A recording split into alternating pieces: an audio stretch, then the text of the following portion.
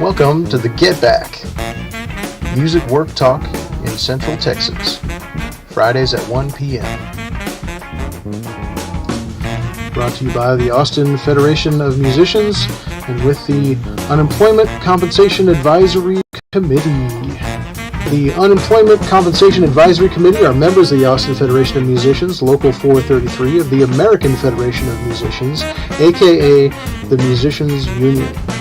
Some of us work as contractor 1099 workers, and others work as employee W-2 workers in various aspects of the music industry.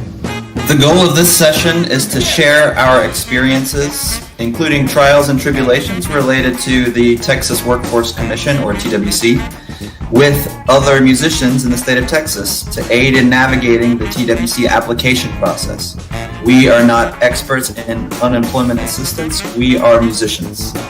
The information contained herein does not constitute either legal advice, an official pronouncement, or a position of the Austin Federation of Musicians. Opinions of the panelists give legal advice or make official rulings on agency matters, should not be cited as authorities in any matter before the agency or when dealing with agency staff about a case, and must minimize their involvement with administrative processes. They also do not give legal advice on any other matter, and any information they should give should not be used as a basis for taking any employment-related action. Before taking any employment action that could adversely affect an employee, or before using any sample form or policy you may obtain from this group, you should consult a licensed private sector employment law attorney of your choice.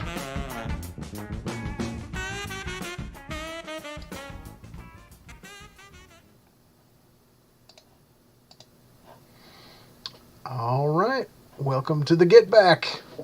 It is November 7th, 2021, and we are still getting back. Yeah, we always mention the links down at the bottom. If you're watching live, of course, it's just our standard information links for the union office and TWC office and everything else. But if you're watching the archive, then you'll actually see the links down there of the articles that we're discussing. But we don't have those up as of yet because we haven't discussed yet. But I'm Aaron. Joining me is Mark. Hello, Mark. Howdy. We always start with the beverages, which you may not have had time to even get yourself a beverage, but I'm doing coffee. Well, my house guests left me this nice bottle of wine here, so I'm going to crack that open. No, just kidding. Later. Yeah. Fantastic, man. Yeah. Excellent. Those are good house guests. Yeah, very, very nice folks. We approve. Yeah, right on, man. Okay, well, geez, I thought we'd just jump right into it with the election stuff. The election was on Tuesday. And we didn't have a whole lot in there other than opposing Prop A, the police budgeting bill, and of course that did get rejected, so that's good. The unions in town were all against that. Did you hear anything about that, Mark? No, not too much. I mean, I think it kind of went the way we were hoping it would go. So. Yep. Yeah, we have an article down in the links. It looks like 68% of the people voting were against Prop A and 31% for. Yeah. So it's pretty good. Pretty good showing there, I think. Yeah. Yeah, but like we talked about last week, we're just not getting a break. There are these sort of frivolous measures on every election now. We really got to vote every time. We don't get a break. We got to vote every time because there's these. Because they just keep coming on. They just keep coming. Yeah. Yeah. Yeah. Of course, the Statesman article, has a lot of the info on it as far as the numbers, and then the as usual the Austin Chronicle article has a little more emotional content. Their article is called "Austin Can Save Itself, Thanks." That's in response to the group that got that on the ballot, which is called Save Austin Now, it's described in the Austin article as the GOP aligned political action committee that got this on the ballot by sort of paying people to collect signatures in really kind of a deceptive way, and that's been documented pretty well. So yeah, not only do we have to be vigilant about voting, but when you sign something on the street, you really got to find out about it. And yeah, I would definitely recommend if the person asking for your signature can't answer your questions about what it is that they're asking for your signature for, I don't sign it. Yeah, yikes. So, but anyway, we'll have those links in there from the Austin American Statesman and the Austin Chronicle. Yeah. And that's a good And then thing. I guess the statewide ones all passed. Is that right? Did all of them pass? I think so. I think I was just looking that up again today. Let's see if we can find out about that. 8 proposed amendments. Yeah, they're all approved, every single one of them. They all approved. Wow, geez. Yeah. And the vote against was as low as 12 or 13%. The votes for were generally between 60 and 80%. Wow. Yeah. Yeah. Man, yeah, because some of those statewide amendments, those are amendments to the Constitution. Some of them seemed a little frivolous too. Yeah, absolutely. But, well, they yeah, all I they voted all for are a part of few the Constitution now. So they are, yeah. And of course, the big news with those state constitutional amendments, was what wasn't there, which is nothing on healthcare, nothing on power grid management, nothing on the freeze. Yeah. So that's a bit of a disappointment. So that leads into the thing. Another flurry of bills signed into law. Not even including those state amendments, but talking about the new bathroom bill about transgender kids participating in sports, and that went into law. The new redistricting, the new gerrymandered districts have gone into law over the objections of the Democrats in Congress, in the state Congress. And of course, those redrawing of the districts had to be approved by a federal judge before 2013, but now they don't. And now they don't. Yeah, it's state by state. Immediately, we were returning to these, this bad behavior, even worse behavior, I guess you could call it, because it was already bad behavior. Those districts are already very gerrymandered. I mean, you can see the shape of them. They look like drawings of snakes and octopus. Yeah, octopus, exactly. Yeah, right. Yeah. Well, I mean, I guess there's still some hope for the John Lewis voting rights bill, but the last I heard, what was it, yesterday maybe or something, was that it was not looking good. Yeah, still not looking real good at the national level, but this, these laws going into effect in Texas, in combination with the results of the Virginia election, right? The Virginia elected a Republican governor. Republican, yeah. Which of course all discussion of voter fraud evaporated as soon as the Republican got elected. So that tells you what you need to know there. Yeah, and of course, on the union side of things, we're not pro Democrat or pro Republican. We're pro labor, and the anti-labor decisions unfortunately are being made primarily by Republican lawmakers and Republican politicians right now.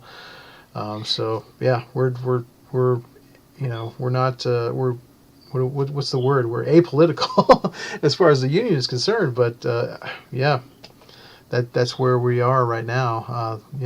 So.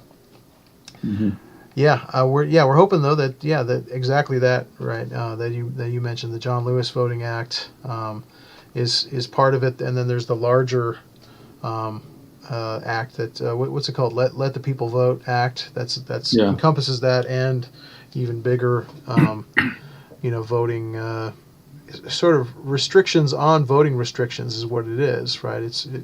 At the national level, it sort of guarantees the same. Really guarantees the same voting rights that went in 1964, the Voting Rights Act of 1964, that have been overturned slowly, piece by piece. Not all of it's been overturned, but if we don't protect what's we've lost so far, the rest of it might get overturned, which would be such a waste. Because our brothers and sisters and parents and grandparents, fought and died for those things in the Yeah. '60s. So, yeah, that's a disappointment. But yeah, and also on the same topic, there's an article in the Statesman about the United States Justice Department is suing Texas to block parts of the new voting law that went in back in September here that restricts people's voting rights in several different ways. So there's that. That's going on sort of as a back channel, or not a back channel, but to back up the national voting law that may or may not go into place. So Yeah, that's more of a legal thing Yeah. there. Yeah. exactly. Yeah. So yeah. But it's disappointing to see that for sure. Yeah. But hopefully, yeah, we can keep letting our senators know that we want the John Lewis Voting Act, but also the larger Voting Act to guarantee that right to vote. So, yeah, gosh, on the upside, there's an article in the Statesman about Pflugerville elected their first black woman to city council. And it's a friend of ours. It's a friend of the local musicians union. It's Kimberly Holiday, who is known as Lady Joy on KAZI radio. Interviewed the local 433 office a couple of times in 2019 when we were doing our membership drive, and she is the person. She's now on the Pflugerville City Council, the first black woman elected to that seat, and that's really great news. And of course, this Kimberly Holiday, she's one of these people that does lots of different things. She works for Caritas. She works for the radio station. She does all kinds of stuff. So that's really good news. And we wish her success. And that's a really good thing for Pflugerville for sure. So Yeah, and I think that was part of a kind of a nationwide trend of a lot of people of color getting elected, particularly to local state offices. yeah, and that's a good where it thing. starts, at the local Yeah. offices, right? Yeah, that's a good thing. Yep. Yeah. Wish her well, and can't wait to see her again sometime. Yeah. Excellent. Yeah. The only other thing I've got on the docket is the article from the Statesman from today, but it's been on, or not. I'm sorry, not the Statesman, the Chronicle. It's been they've been pushing it all week though on Facebook, on social media. But the title of the article is "Should the Live Music Fund go to musicians or venues?" So we're still having that conversation, of course, ever since the Live Music Fund came into existence a couple of years ago. That has sort of been the debate, they're still talking about it. I guess they kind of had some plans in place for the Live Music Fund, and then part of the Music Commission broke off and spoke to the mayor by themselves, so there's some disunity in that body, I guess, about that. So. I don't know. So now, that's some things kind of popped up about should the city start their own venue and that kind of thing. I don't know. I mean, it'd be a shame. Well, they're certainly dragging their feet. I mean, Yes. the money has been there for years now, Mhm. and it's just kind of puzzling that. I mean, I guess that's just the way the wheels turn, but it seems kind of dramatically slow. Yes. And how they're choosing to apportion the funds that they have already set aside. Yeah, and that fund has been growing since they started it. So I think they said it's up to like $3.5 million now. So yeah, finding the way to spend it is always the challenge, And of course, our the union position has always been, if you're gonna give it to venues, there should be some assurance that they're going to pay fair wages to musicians. Right. And there's already a kind of a structure for that in the city where they have this living wage, which is like just shy of $15 an hour, that they insist that their contractors pay their subcontractors so that the city's not embarrassed to do business in that way. Right, right. That same thing could apply to venues. And of course, the first thing we think of is like, I'm not working for that as musicians. But there's a whole lot of musicians that are getting zero for things in clubs. That would just be a minimum. If we could set that minimum, that would go a long way towards helping the business. Yep. Well, what have you heard on that score, Mark? Nothing much more, Yeah. I mean, I think it's just convincing it's convincing the government of what's going to help the most people the most. And certainly, venues and club owners are suffering as much as musicians are, but you can't support one without the other, and it seems like you have to figure out a way to get them both uplifted a little bit. Yeah. And that's why it's so difficult. You have a lot of voices with opinions on that. Yeah, a lot of people looking for a piece of the pie. Yep. Yeah. But the mayor's statement, that he'd like the music commission to be more creative about what their recommendations are. That does indicate that there is some power there, and those are public meetings. So the more of us we can go and attend those music commission meetings, that could really help. That's a place. Yeah, musician committee meetings are open to the public. Yes, yeah, as are city council meetings, of course, too. So. Yep. You can get your voice heard there. We have union members attending those meetings now as well. So, yeah, that's a good thing. So, yes, indeed, man. Well, yeah. That's all I've got on my docket today. Did you have anything else to discuss? No, I don't think so. I mean, I think we're all just kind of rethinking what to do with the election results nationally and stuff. I mean, I don't think it's fairly typical for a midterm election to be the opposite way from the way the presidential election was. I mean, that sort of rebound factor seems to happen pretty consistently in American politics. So I think, there are people who read too much into that, perhaps. But nonetheless, we're definitely up against it in terms of protecting workers' rights and voting rights and all of that kind of stuff. There's a lot of challenges ahead. Yeah, it's gone so far the other way, the wrong way. It seems like there needs to be a reckoning on that. But the Virginia results of their governor's race is what people are looking at right now and saying, oh, that did go the other way. That did go, the opposite direction politically from where the presidential election went last year. So, so that has got people a little concerned. I think particularly in the United States Congress right now. So we shall see. On the local level, of course, we've been enjoying the fall weather for our gigs, our outdoor gigs, and now it's starting to get a little colder. I see you wearing a vest there, brother. Oh yeah. Yeah.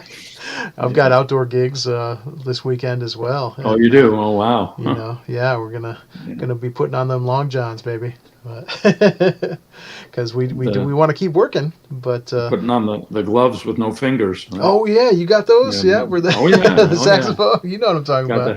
Got to have those. That's a professional adaptation right there. Yep. Yep. Yeah, so people seem to be really comfortable coming out to outdoor gigs still, but they're getting more comfortable with indoor gigs. I've played some indoor gigs that were pretty full. Mm-hmm. Yep. I think crowds are starting to come back. Yes, yeah. So hopefully we can, and hopefully with the health situation continues to be on the rise as we go into the winter, because we'll need to play indoors more often. I think as the weather gets colder. And they already do up north, obviously. So, yeah. So God bless. All right. Well, you as a musician, you're watching this. If you're in the music business, don't give up. We can get through this. We are getting through this by sharing information, you know, building solidarity through the union. Use a union contract. Join the union. We're here. You know, don't accept you know, less than you were making before the pandemic. Go for more or the same that you were making, because that has largely been my experience, and I think most of the professional musicians that I'm hearing from are getting at least what they were getting before the pandemic or more. So let's go for that, you know, and keep building our profession better than it was before, and we can do it. So. Yeah, brother. All right. Well, thank you Yep. so much for joining us, Mark. And Hang in there. today. Hang in there, everybody. And hopefully, our brother Russell will be back from traveling next week. And Great. yeah, Yeah. right on. All All right. right. We'll see you next week on the Get Back. See you later. Take Bye-bye. care.